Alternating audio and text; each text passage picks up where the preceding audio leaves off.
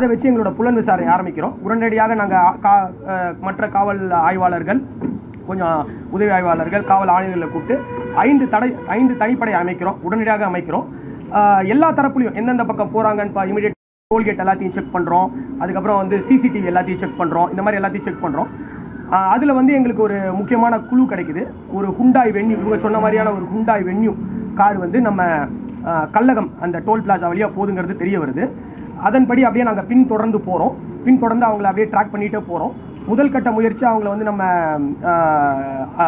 கர்நாடகா மாநிலத்தில் அவங்கள நம்ம பிடிக்க முயற்சி பண்ணுறோம். அப்போ வந்து அங்கே இருக்கக்கூடிய நபர்கள் எல்லாமே தப்பி செல்கிறாங்க. அதுக்கப்புறமா அவங்க எல்லாருமே ஒவ்வொருத்தரையாக வந்து வெவ்வேறு தனிப்படைகள் அமைத்து சுமார் கடந்த 20-25 நாட்களில் 6 மாநிலங்கள், அதாவது கர்நாடகா, மகாராஷ்டிரா, குஜராத், ராஜஸ்தான், மத்திய பிரதேஷ் மற்றும் பீகார் கூட போயிட்டு வந்தாங்க டீமு. இந்த 6 மாநிலங்களில் போயிட்டு சுமார் 25 நாட்கள் இந்த 5 தனிப்படைகள் கஷ்டப்பட்டு இது பண்ணி மொத்தமாக 12 குற்றவாளிகளை கைது பண்ணியிருக்கிறோம். இந்த 12 குற்றவாளிகளில் முக்கியமான குற்றவாளி வந்து நம்ம பிரதீப். ஏன்னா அவர் தான் வந்து அந்த வாகன ஓட்டுநர். அந்த நிறுவனத்தில் வந்து சுமார் ஒரு 3 மாதங்களுக்கு முன்னாடி தான் அவர் சேர்ந்திருக்காரு. அவர் வந்து அவருடைய நண்பர்களான ஹனுமன், கைலாஷ், இவர்கள் எல்லாருமே சென்னையில் இருக்காங்க தற்காலிகமாக, குறைந்த சில வருடங்களாக, சில மாதங்களாக. அவங்க மூலமாக தகவல்கள் சொல்லி அவர்களுடைய நண்பர்களான முகமது சொஹேல், பன்னாராம், அலைஸ், வினோத், மனிஷ் சிரோஹி, மங்கிலால், விக்ரம் ஜாட், இந்த 5 நபர்கள் இவங்க எல்லாருமே வந்து வராங்க. அங்கே ராஜஸ்தான்லேருந்து வெவ்வேறு விதமாக வராங்க. கூட இந்த பிரதீப் ஜாட் இவருடைய அண்ணன் மனோகர் ராம், இவரும் இதில் அவருக்கு உடந்தையாக இருக்காரு. இவங்கள நகை தொழிலில் இருக்கிறதுனால திருட்டு போன நகையை எப்படி வந்து விற்க முடியும் அப்படிங்கிறதுக்கு வந்து இவர் தான் வந்து இந்த பிரதீப்பும் இந்த மனோகர் ராமும் தான் ஐடியா கொடுக்குறாங்க. ஸோ இப்படி இந்த முக்கியமான இந்த 9 குற்றவாளிகளை கைது பண்ணுறோம். இது மட்டும் இல்லாமல் முதல் கட்டமாக நம்ம பிடித்த இந்த 7 குற்றவாளிகள் அல்லாமல் கடைசியாக இறுதியாக விக்ரம், மங்கிலால், இவங்க 2 பேரை தான் வந்து முக்கியமாக அந்த நகையை வச்சுட்டு இருந்தோம். ஏன்னா நாங்கள் வந்து முதல் கட்ட அந்த கைது நடவடிக்கை வந்து நடந்த ஒரு 2-3 நாட்கள்லேயே பண்ணிட்டோம். பட் நான் உங்களுக்கு தகவல் சொல்லாமல் இருந்தது காரணம் வந்து முக்கியமாக இந்த திருட்டு போன நகையோட தப்பி சென்ற விக்ரம், மங்கிலால் இவங்க வந்து தப்பித்து போயிடக்கூடாதுங்கிறதாக உங்களுக்கு நான் முதலே தகவல் சொல்லாமல் இருந்தேன். எனக்கு பல்வேறு நம்ம நண்பர்கள், ஊடக நண்பர்கள் கேட்டு நான் சொல்லாமல் இருந்தது காரணம் அதுதான். இன்றைக்கி ஃபுல் ரெக்கவரி பண்ணுறதுக்கான ஒரு முக்கியமான பாயிண்ட் அதுதான். ஸோ அவங்கள வந்து மத்திய பிரதேச மாநிலம் அந்த பார்டர் பட்வானி, இந்தோர், அந்த பார்டரில் வச்சு மத்திய பிரதேஷ் காவல்துறையோட உதவியோட கைது பண்ணுறோம். அவங்ககிட்டருந்து முக்கியமான ஒரு ஹியூஜ் குவான்டிட்டி நகையை வந்து பறிமுதல் பண்ணுறோம். அவங்க கொடுக்குற வாக்குமூலத்தில் இருந்து அடுத்து மும்பையில் வந்து அவங்களுக்கு அந்த கொஞ்சம் நகையை உருக்கியிருக்காங்க. அந்த நகையை உருக்குறது, கொஞ்சம் நகையை விற்றுருக்காங்க, காசை செலவழிச்சிருக்காங்க. அதுக்கு அவங்களுக்கு உதவி பண்ண பரத்ராம், ராகேஷ் மற்றும் பரத்ராமோட மனைவி லக்ஷ்மி தேவி, இவங்க 3 பேர். ஸோ ஆக மொத்தம் 12 பேரை நாங்கள் கைது பண்ணியிருக்கிறோம். மொத்தமாக இந்த வழக்கில் பார்த்தீங்க அப்படின்னா சுமார் 10 கிலோ நகைன்னு கொடுத்துருக்காங்க. ஸோ அதை நம்ம இது பண்ணி பார்த்ததில் 9.9 கிலோ பக்கம் வருது. அதில் 9 கிலோ 681 கிராம் நம்ம இப்போ இன்றைக்கி கைப்பற்றியிருக்கோம். நகையாகவும் அவங்க உருக்கி அந்த கட்டிகளாகவும் ரெக்கவரி பண்ணியிருக்கோம். இது இல்லாமல் ஒரு 6,05,000 ரூபா அவங்க செலவு பண்ண காசு, அவங்க சாப்பாட்டுக்கு மற்ற இதுக்கு செலவு பண்ணது போக மிச்ச காசை பறிமுதல் பண்ணியிருக்கிறோம்.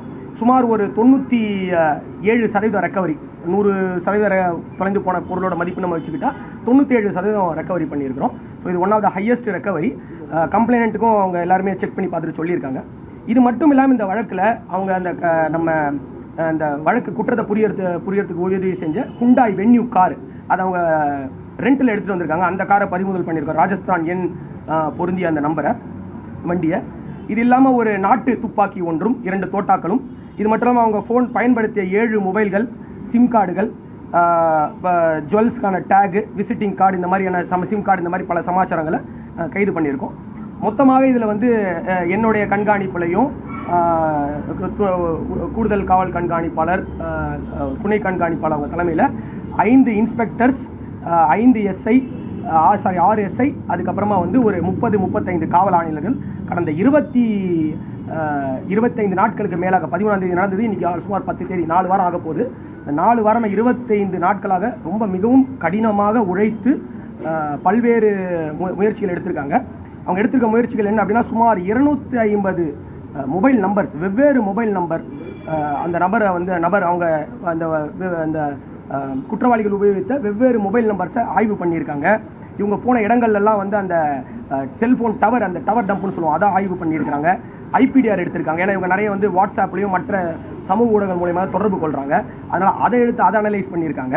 ஸோ இது ஒரு ரொம்ப கடுமையான வேலை. இது மட்டும் இல்லாமல் நான் சொன்ன இந்த 6 மாநிலங்களில் 300க்கும் மேற்பட்ட சிசிடிவிகள் இதை எடுத்திருக்காங்க.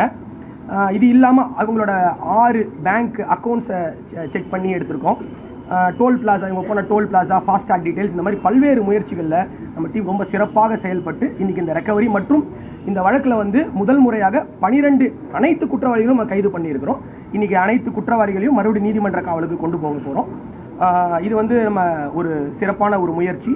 இதில் வந்து நம்ம தமிழ்நாடு காவல்துறைக்கும் நம்ம திருச்சி மாவட்ட காவல்துறைக்கும் எங்களுடைய உயர் அதிகாரிகள், எங்களுடைய காவல்துறை தலைமை இயக்குனர் அவர்கள், கூடுதல் தலைமை இயக்குனர் சட்டம் ஒழுங்கு அவர்கள், காவல்துறை தலைவர் மத்திய மண்டலம் அவர்கள், அவங்களுடைய வழிகாட்டுதல்படியும் ஒத்துழைப்படியும் டீம் ரொம்ப சிறப்பாக செயல்பட்டு இன்றைக்கி இந்த முக்கியமான ஒரு விஷயத்தை பண்ணி இந்த கேஸில் ஒரு proper arrest, detection and recovery காமிச்சிருக்கோம். இது வந்து எங்களோட ஒரு கூட்டு முயற்சி. அவங்க கூடிய விரைவில் அந்த இவங்களுக்கு கம்ப்ளைண்ட் சார்பில் அந்த நகைகள் ஒப்படைக்கப்படும். குற்றத்தில் கைது செய்யப்பட்ட அனைவர்கள் மீதும் குண்டர் தடுப்பு நடவடிக்கை சட்டமும் மற்றும் அவர்களுடைய பழைய வழக்குகள், நம்ம மாநிலத்தில் வழக்கு எதுவும் இல்லை, அவங்க மாநிலத்தில் இருக்குது, அந்த மாநில காவல்துறையோடையும் ஒத்துழைப்பு தந்து அந்த வழக்கையும் வேகமாக நடத்துறதுக்கான முயற்சிகள் ஏற்படுத்துவோம். இந்த வழக்கையும் வெகு விரைவில் குற்றப்பத்திரிகை தாக்கல் பண்ணி நீதிமன்றத்தில் விசாரணைக்கு கொண்டு வரப்படும். பணம் எதுவும் அவங்க தானமாக கொடுத்தாங்கன்னு மாதிரி தகவல் இருந்துச்சு சார், அப்படி எதுவும் கொடுத்துருக்காங்களா? ஆமாம், அவர் வந்து அந்த ஒரு நபர், அந்த விக்ரம் மங்கிலாலுங்கிறவர் வந்து அவர் வந்து அவங்க வந்து அந்த நார்த் இந்தியாவில் வந்து அவங்க வந்து அந்த மாடு ஆடு அதை வந்து மேய்க்கும் தொழில் செய்யக்கூடிய மக்கள் அவங்க. அதனால் அவர் வந்து அவங்க ஒரு கோசாலைக்கு ஒரு ஒரு 1.5 லட்ச ரூபா பக்கம் வரைக்கும் அவர் தானமாக கொடுத்துருக்காரு. பழைய குற்றவாளிகள் என்றால் கிரிமினல் பேக்ரவுண்ட் இதில் வந்து ஒரு 4 நபர்கள், பன்னாராமலை வினோத், மணிஷ் சிரோஹி, மங்கிலால், விக்ரம், முகமது சுஹேல், இந்த 5 நபர்களுக்கும் பழைய வழக்குகள் இருக்குது. ஆனால் இவங்க யாருக்கும் தமிழ்நாட்டில் வழக்கு இல்லை. இதில் இருக்கக்கூடிய 12 பேருமே வட மாநிலத்தவர்கள் தான். அதில் ஒரு 4-5 நபர்கள் வந்து தமிழ்நாட்டில் சென்னையில் தற்காலிகமாக அந்த சவுகார்பேட்டையில் வந்து இந்த நகை தொழிலில் ஈடுபடுறவங்க.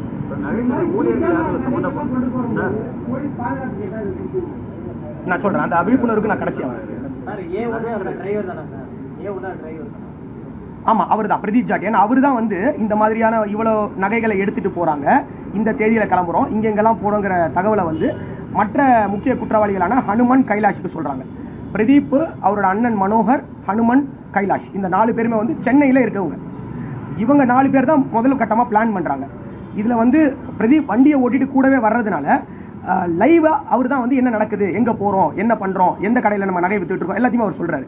ஸோ இவங்க பின்தொடர்ந்து வந்தவங்க வந்து இவங்களை வந்து திண்டுக்கல் மாவட்டத்தை ஃபஸ்ட்டு மதுரை மாவட்டத்தில் இவங்களை பின்தொடர ஆரம்பிக்கிறாங்க. மதுரை மாவட்டம், திண்டுக்கல் மாவட்டம், இறுதியாக வந்து நம்ம திருச்சி மாவட்டத்தில் வந்து அந்த சமயபுரம் தாண்டி இருக்கிறதுல அவங்க இவர் அந்த மகேஷுங்கிறவர் வந்து இயற்கை அந்த இதுக்கு காலுக்கு நேச்சர்ஸ் கால்ஸ்க்கு போகணுன்னு சொல்கிறப்ப இந்த வண்டியை நிறுத்துறாங்க. பிரதீப் வேணுமே நிறுத்துறாரு, தெரிஞ்சுக்கிட்டு இருட்டான பகுதியில். அந்த சந்தர்ப்பத்தை பயன்படுத்தி தான் இவங்க குற்றம் புரிகிறாங்க. ஸோ மெயின் கான்ஸ்பிரேட்டர்ஸ் வந்து பிரதீப், ஹனுமன், கைலாஷ் அண்ட் மனோகர் ராவ், இவங்க 4 பேர் தான் மெயின். ராஜஸ்தான்லேருந்து வந்த முக்கிய குற்றவாளிகள் வந்து பன்னாராம் வினோத், விக்ரம், மங்கிலால், மணிஷ் சிரோஹி அண்ட் சுஹேல் கான்.